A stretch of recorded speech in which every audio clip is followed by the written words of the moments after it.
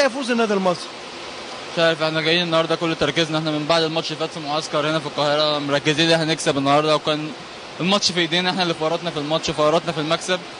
اتمنى من اللعيبه اللي احنا نقف مع نفسنا تاني ونقف مع نفسنا اكتر من مره في الوقت الثلاث ايام اللي جايين دولت. الماتشات قريبه من بعض، لازم نلم نفسنا، لازم كلنا نبقى على قلب راجل واحد الفتره الجايه، والمهم مصلحه النادي المصري، والمهم ان احنا نكسب.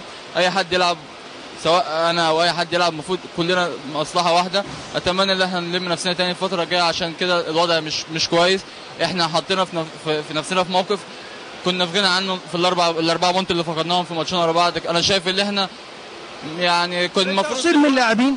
انا شايف ان احنا كان المفروض دلوقتي 9 بونت، النادي المصري 9 من 9، بس الحمد لله، وان شاء الله اللعيبه دي قادره اللي هي ترجع الانتصارات تاني للنادي المصري ان شاء الله باذن الله. بفكر في ماتش سموحه. في ماتش سموحه طبعا. مجرد ما الحكم صفر اكيد تفكيري اتجه لمباراه سموحه وكيفيه التعامل معاها، وهشوف مباراته النهارده مع المقاولين انتهت لايه، وهنشوف طريقه لعبه. لازم افكر في اللي جاي يعني.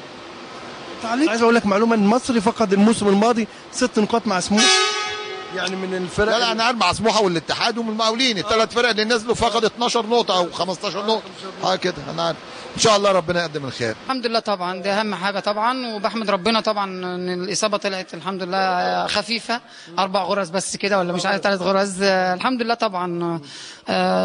طبعا بقول طبعا عشان الماتش طبعا هارد لك طبعا لجماهير بورسعيد وللعيبه، ما قدرناش نحافظ على ال3 بونت، ان شاء الله نعوض في الماتشات اللي جايه. انا ما بملش طبعا، انا لما بقع بقوم انفض هدومي والعب واكمل اخر نفس في الدوري عشان نقدر نحقق، هو ده النفس الطويل يعني. انت اصلا صعيدي؟ لا انا بحراوي.